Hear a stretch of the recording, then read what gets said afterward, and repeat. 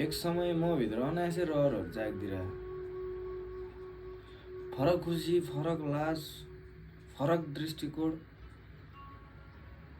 के कारणले म भित्र यस्तो भावनाहरू पैदा भइरहेछ? सोच्दै गए, बुझ्दै गए। अन्तत सोच्दै जाँदा बुझ्दै जाँदा ऊ एक दिन कलेज नआउँदा थाहा पाइदिएर कि सबै कुराको कारण ऊ पो रहेछ भनेर।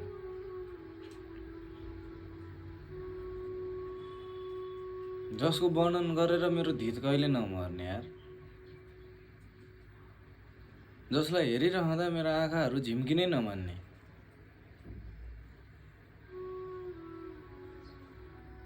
उनको सबै कुराहरू यति राम्रो लाग्ने कि गाइदिउँ माथि डाँडामा गएर उनको नामको प्रेम गीत उनकै आँखामा डुबेर भनिदिउँ कि यो ठाउँमा कोही राम्री छ त ऊ मात्रै छ। झन् उसले जस्तो नाच त ओहो कसले नाच्न सक्थ्यो? उनको सबै गुणहरूले आफूभित्र हलचल पैदा गर्थ्यो। सोच्थे केही कुराको मतलब नगरिकन गइदिउँ सरासर र प्रेम प्रस्ताव राखिदिउँ, तर सकिन।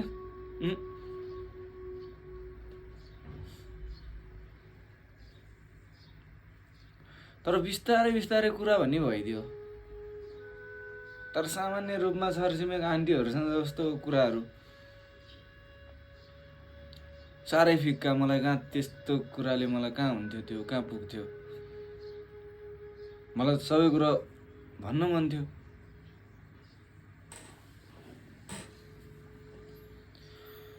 एक दिन कलेजमा हुरी बतास पुरै चलिदिरहेको थियो।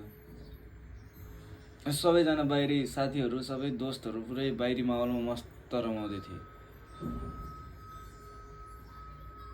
मेरो भने त्यस माहौलमा मनै रमाएन। म